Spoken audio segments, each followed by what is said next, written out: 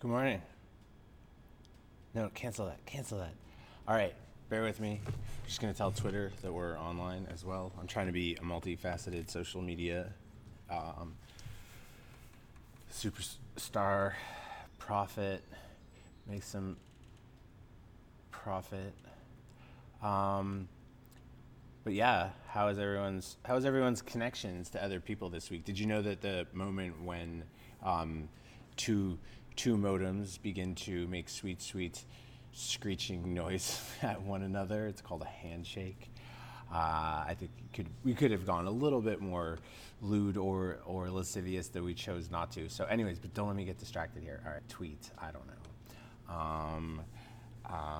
Somebody call 1-866-10-666-3. Help me with this tweet. How do I more properly preach to Twitter? How do you gain a cult following? Um, Things I don't know. Things I don't know. So, um, if you are um,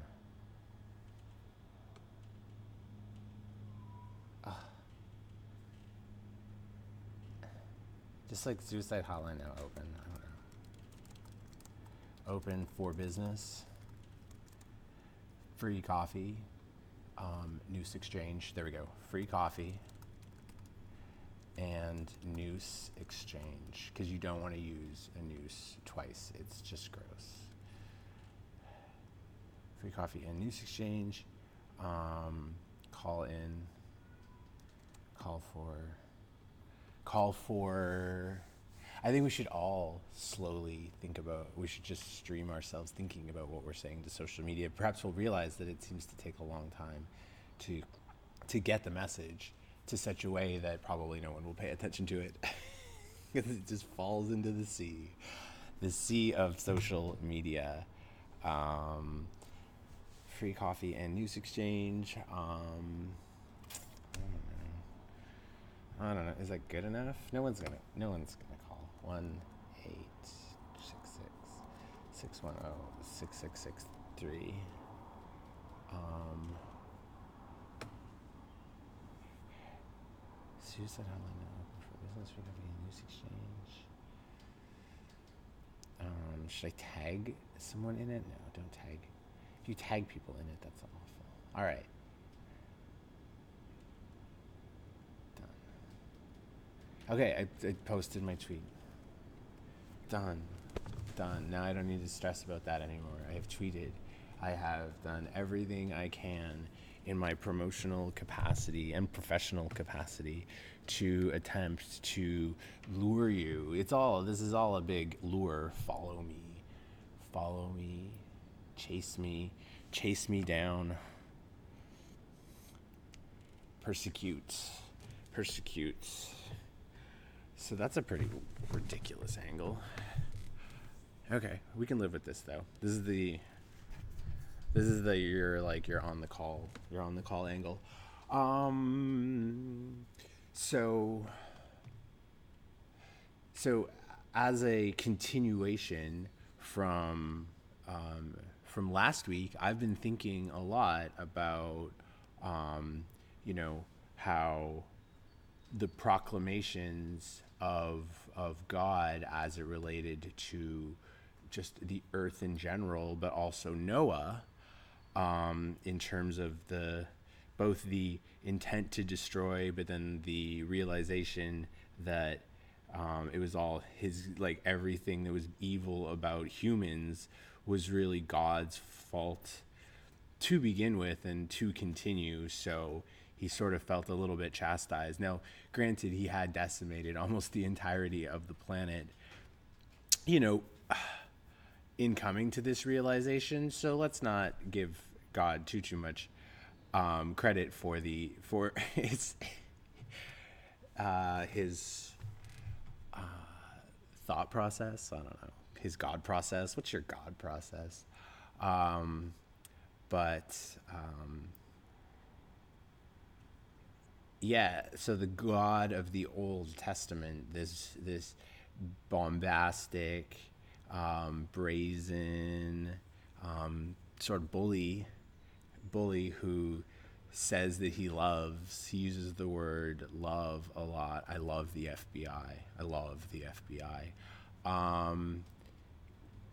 Might have much greater parallel than we had at first thought to the current guy who is breaking covenants, is breaking climate covenants, and destroying language as we know it. That is, of course, my boss, to whom I am spiritual advisor, Donald Jebediah Trumpowitz. And so that's fun. So can anyone do direct appeal to camera? Can anyone do a Donald Trump impression and would like to read the Bible to me? I don't think I do a good, I mean, we should all try. We should all try to do impressions of our terrified, maybe is a better way to call him, our terrified leader. Our leader with no strength of conviction or foundation in morality or understanding of the incest prohibition, all of those things. He doesn't have any of those. No, don't flicker out. You're my favorite light. Ow, don't touch lights.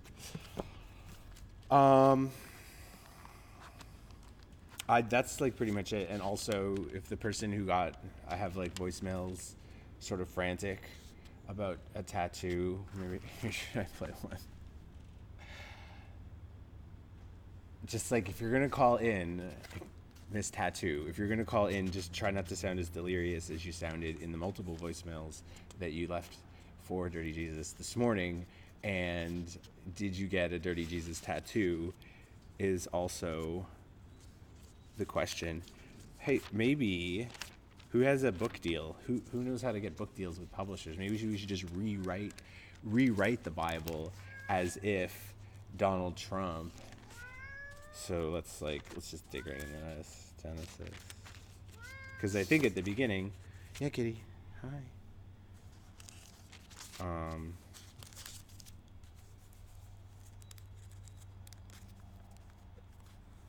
Yeah, like in the beginning, before God created the heavens and the earth and the Trump family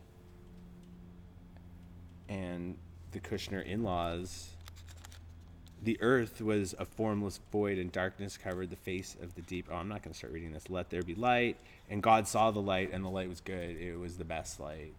There'd never really been light before. So I guess technically, of one, one is the best.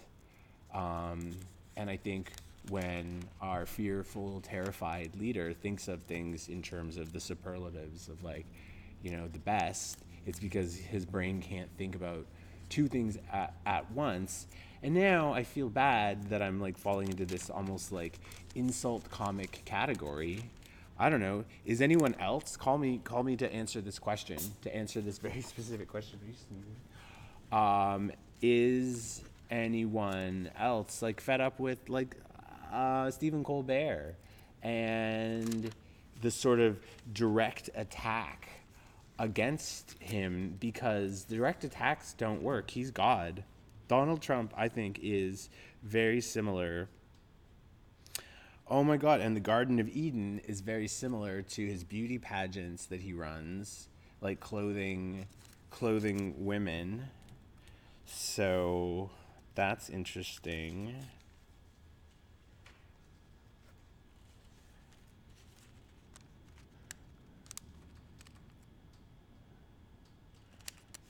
Okay, let's see. How do you do a Trump? Everyone can seemingly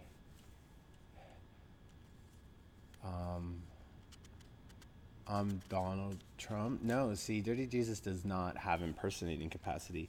Because you have done this, cursed are you. No, that's John F. Kennedy. God damn it. It is fascinating to think. So please, someone call in with a Bible in hand and do a Donald Trump for me. This is not going well. So I wonder, what's another thing to think about? Like, I don't know, what... Okay, so here's where we finish the covenant, blah, blah, blah. I'll not kill you.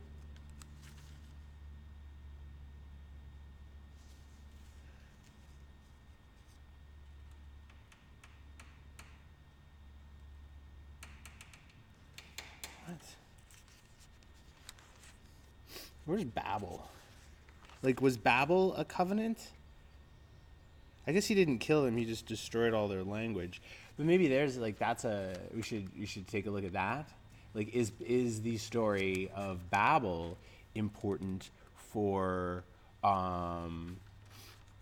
what Donald Jebediah Trump is allowing? Well, it's not... man.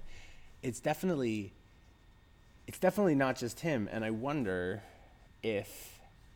I think it's the internet's fault. I think as soon as we lost touch with our technological handshakes, instead of choosing to be connected to the internet and then choosing to disconnect and it taking advantage of a phone line, like if you were on the internet you didn't get a chance to talk otherwise, and then all of a sudden once the portals were open, all we did was talk all the time on them. And oh yeah, that's intense. And then and I hope I don't get a copyright claim because I'm playing goddamn modem sound, but who knows? Just do not like copyright. So it's like the history of Donald Trump on Twitter, or maybe everyone on Twitter. Like, it's impossible. Like, I tried to make sense, but someone's going to look at it and it's not going to make any sense to them in any way whatsoever, because they don't, like, there's no way to impart my humor. And maybe that's the thing. Donald Trump is just hilarious. He is the most hilarious apocalyptician out there. He thinks that the way he is destroying the earth is hilarious. And you know what? If that's a conversation I could have with Donald, then that would possibly be really, really good. But I don't think that that's a conversation that he wants to have. Okay, so where are we now? Where is your wife, Sarah? As for you, to keep my covenant. Oh yeah, there's the other covenant between Abraham, but that one's boring. Whatever, cut your dicks. Lot and Sodom.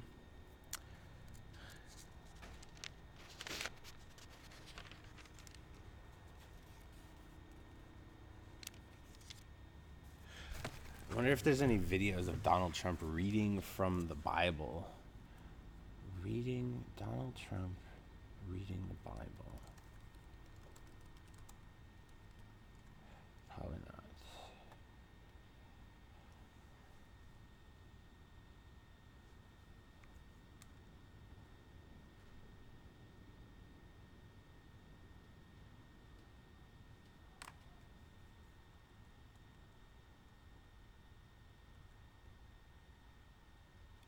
I'm not like, no. I'm not giving you, you get no bully pulpit. This is my bully pulpit. I'm the bully today. Damn it.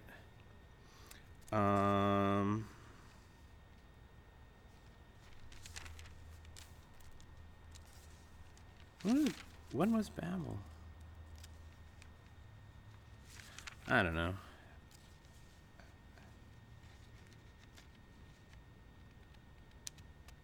Esau. Oh yeah, we didn't finish the story about Esau. I don't care. Beersheba, blah, blah, blah.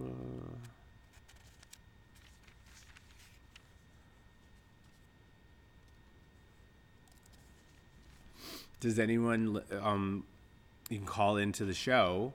Are the phones on? Yeah, the phones must be on. Anyways, it's just it's good to be with you. You know what I mean? Everyone on a Sunday. Even if you don't need to call in, you know, you might not be deeply suicidal right now, and that is perfectly fine. I would not I would not want you to like fake. I would not want you to play a suicidal character who has components of yourself but is not the totality of yourself. I would not want you to do that just for my ratings, because Dirty Jesus is unconcerned about ratings or views or what the hell is that? Or the size of the cults.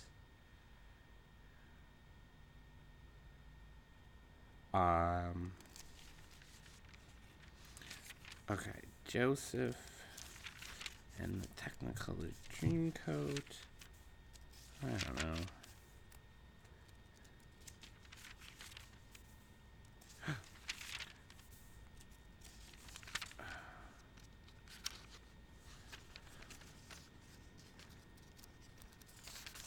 Some days you're just not feeling the Bible.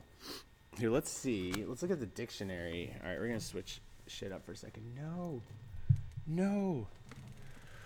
Unless it turns into a dance club. No. All right, don't flicker out. Don't flicker out. Stay there. Stay there. Okay. Should be all right. Let's see if the Bible dictionary, is that the Bible dictionary? Yes, it is.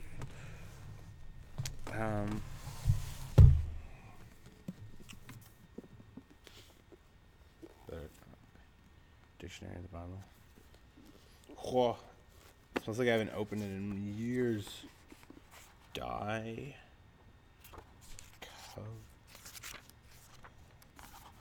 Whoa, Covenant's huge. Okay, huge. There you go. There you go. There's your Donald fucking dumb Trump.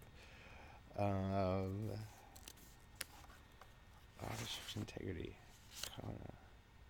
Cornelius. Cause. Council. Covenant. Okay, this seems like it is going to be relatively interesting, so let's read it. At least until it ceases to be interesting, and then we'll stop reading it.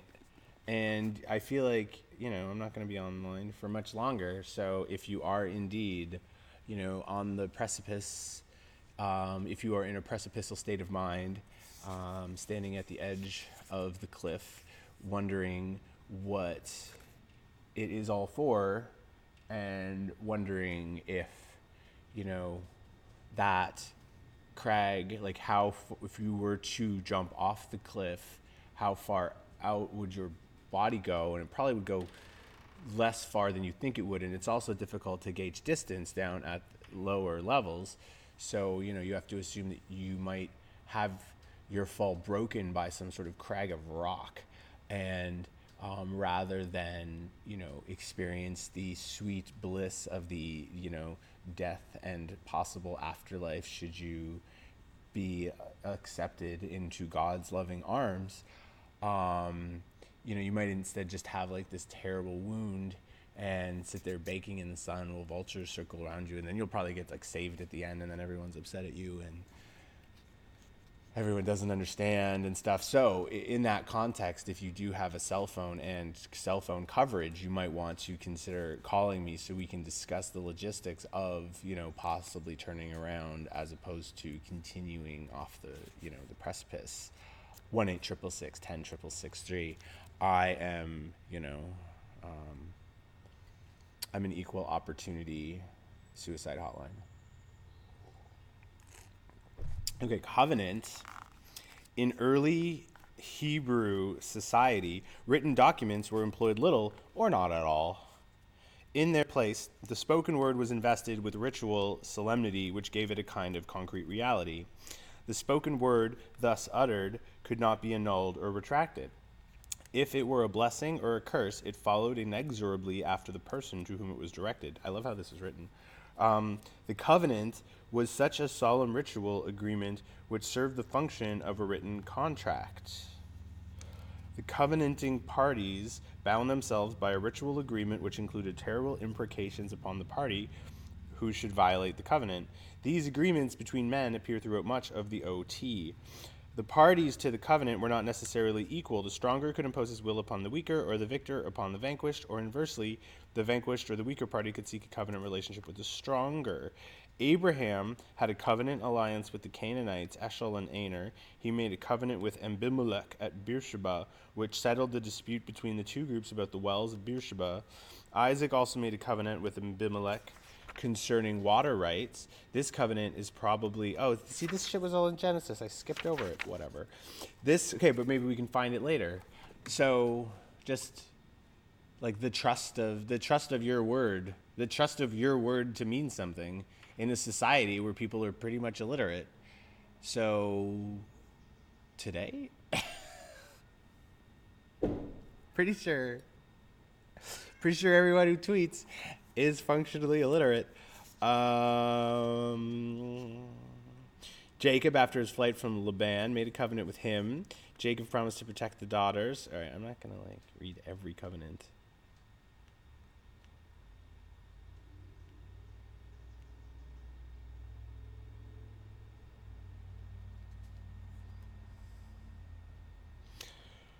But this seems to be, okay. Good. Okay. Skipping over, it lists all the covenants that were made in through kings, maybe. This relationship is transferred in Hebrew belief to be the formula of the relationship of Yahweh and the people Israel. It is not understood here as a bilateral contract between equals, but as a covenant between the greater and the lesser. The greater imposes his will upon the lesser, but it is also an act of grace and liberality. G.E. Mendenhall has shown that the external form of the covenant, historical prologue, terms, oath of fidelity, imprecations, resembles the suzerainty treaty imposed upon a vassal king as illustrated by Hittite treaties. I don't know what's going on anymore. In the covenant, Yahweh imposes certain duties upon Israel and in return promises to be their God. To assist them and to deliver them. Pizza. The Israelites accept the obligations, the most important of which is to worship no other God but Yahweh and to observe the standards of cult, and conduct which he establishes. If they are unfaithful, Yahweh will withdraw his favor. The covenant is more than a mere contract. It establishes an artificial blood kinship between the parties and is second only to the bond of blood. The word used to signify covenant and affection and loyalty is also used to signify the affection and loyalty of kinsmen. In virtue of the covenant, the Hebrews appealed to Yahweh's affection and loyalty. By the covenant, he has become their avenger, obliged to protect and assist them. The prophets, speaking in the name of Yahweh, demand a corresponding affection and loyalty from Israel. The covenant, here we go. The covenant relationship between God and man, is placed early in hang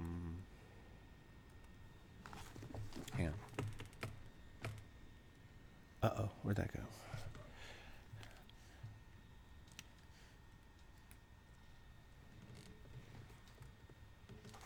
I feel like that's a dumb angle. Oh, get over there. Oh. Take a little better. Okay. The covenant relationship between God and man is placed early in human history in Hebrew traditions. To some extent, this is a retrojection of later theological belief into the traditions. What the hell's a retrojection? Thus, Yahweh makes a covenant with Noah.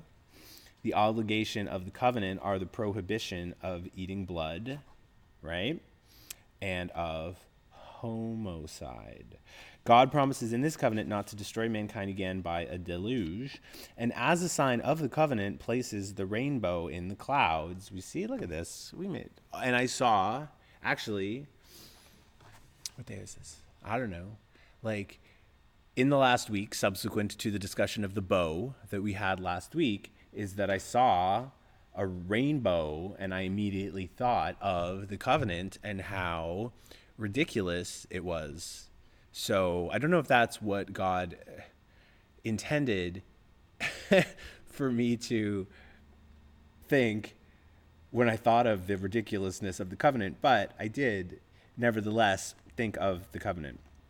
The covenant ritual described in Genesis 15:10 is probably the ritual often employed in covenants, although it is mentioned only here. Abraham killed sacrificial victims and divided them into two parts. In a vision, Yahweh passed between the parts. In the covenant, oh, this is interesting. In the covenant ritual, no doubt both parties passed between the parts, imprecating upon themselves a fate like that of the slaughtered animals if they violated the covenant. Circumcision is a sign of the covenant. The covenant with Abraham was in Hebrew tradition the original basis of the relationship with Yahweh, but the covenant of Israel itself as a people was the covenant of Sinai. After ritual preparations of the people, Yahweh appears in the storm, and the earthquake reveals himself as the God of Israel and imposes upon Israel the obligations of the covenant. The laws which are passed in Exodus after this event are called the covenant code. Yes. Two covenant rituals are mentioned in Exodus 24, perhaps from two different traditions. In the ritual of blood, the blood of sacrificed animals is sprinkled on the altar representing Yahweh, and on the people, we don't sprinkle blood anymore. What has happened to our faith? The contracting parties thus symbolically become one blood, one family. The other ritual procedure is the ritual banquet, in which Moses, Aaron, and his sons and 70 of the elders of Israel, representing the entire people, share a common meal with Yahweh. This also symbolizes covenant union. All right, I'm going to stop there because it just goes on and on and on. Okay, good. See, covenant. Covenant is, like incredibly, oh my God, it's so hot in this robe in this barn. Covenant is life or death or something. I don't know.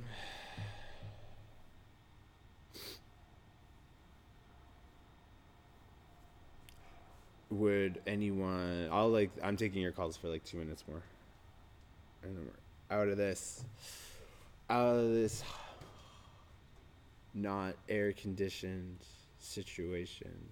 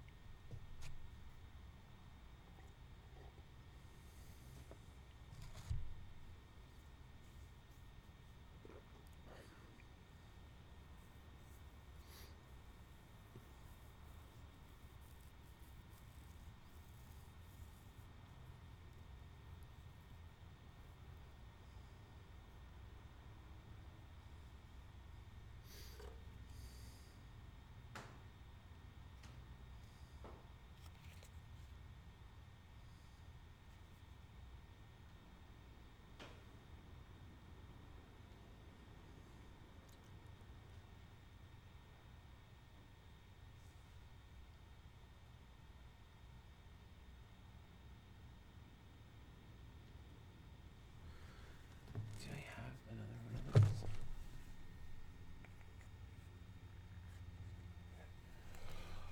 Doesn't look like it. Whatever. Okay, so for the week ahead,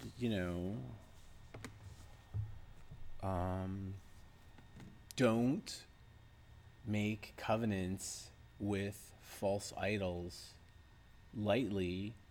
Just remember that a covenant is a substantial relationship between, a God that is stronger and an individual or a group of people who are weaker. And, sometimes if the God breaks a bit of their covenant because they are a spiteful and angry and presidential God, you know, you might just need to sort of smile your way through that situation because if it's much easier for them to destroy you if you, out of spite, break your component of the covenant. And so, I wonder you know, in what way do we pretend like democracy is a covenant of fairness and equality towards a selection procedure or something? I don't think it is. I think in no way is democracy fair or representative of the will of the people when everything has been Jerry Salamandered. I mean, we're covenants. What if covenants were more fair than democracy? What kept covenants fair? Is it just is it just a question of scope and scale? Like to a certain to when it is simply Noah, his family, and God, and 7 pairs of animals that it was determined they liked, and a single pair of the unclean animals. Um, they then that was a relationship, but then there's that whole Canaan thing and the Noah's sons walking backwards because his dad's naked in the room. Like I barely reread that, and I don't really remember. But God was all of a sudden really angry again, and it's like you guys broke my rules, and it's like oh my God, like literally Noah was the only one who found favor, walked with God, whatever. Um, it's like the second, and maybe this comes to the peril of social media as well. Like the second that three different people are interpreting your message that you send out there to the inner land, those three people are going to interpret your message differently and may reply to you assuming their personal interpretation, which is different than your intent. And then we are in the Tower of Confusion, the Trump Tower of Babel. And then in the Tower of Babel, we can form no covenant because we can understand nothing. We can understand nothing. We can't understand anything. Both of those, both of those, and it makes dime store prophets like me makes it very difficult to communicate and cult build because of the inconsistent but nevertheless very confusing degradation of not only language but the mediums in which we use to express language. And like, would I have more people in my cult by now if I used emojis? Possibly, but I don't intend to do that. I don't intend to do that. A moji? A mojito? A mojito. That's a funny drink. I might have a drink named that. And it should just have like an eggplant. So, sliced and pickled eggplant? That would be very, very, very funny. And like whatever else, I don't know. It's the only one I know. It's the only one I know.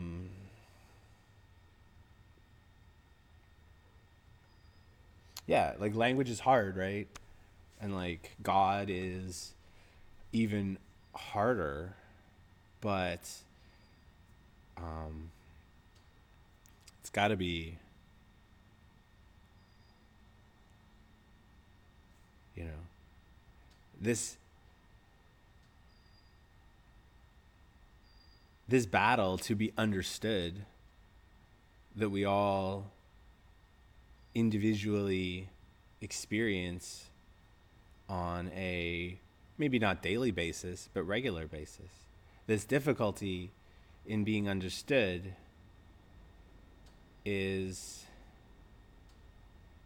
both what makes life most so annoying and so worth not wanting to participate in anymore, but also really beautiful, because in a sea of not properly communicating, you might find your soulmates. You know what I mean? Like, someone might be watching or listening to this and realizing that Dirty Jesus is their soulmate. And to that I reply, like, I am incapable of love, but do really like the word soulmate and would like to discuss that with, that person, as to what and how that means to them. Because while I use a dictionary of the Bible, there is no dictionary. There's no definition that extends beyond our own desire. Words are just desires. Sentences are just desire packages. A handshake is just an agreement that we're going to share desire packages to one another, and maybe together our modems can light up in frenzy. Where's that dumb modem sound? Light up in frenzy. Oh God, Donald Trump took over. Ugh. We all just seek and desire connection.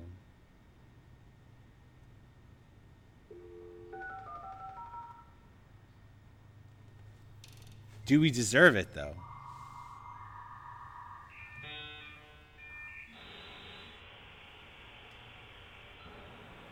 What covenants?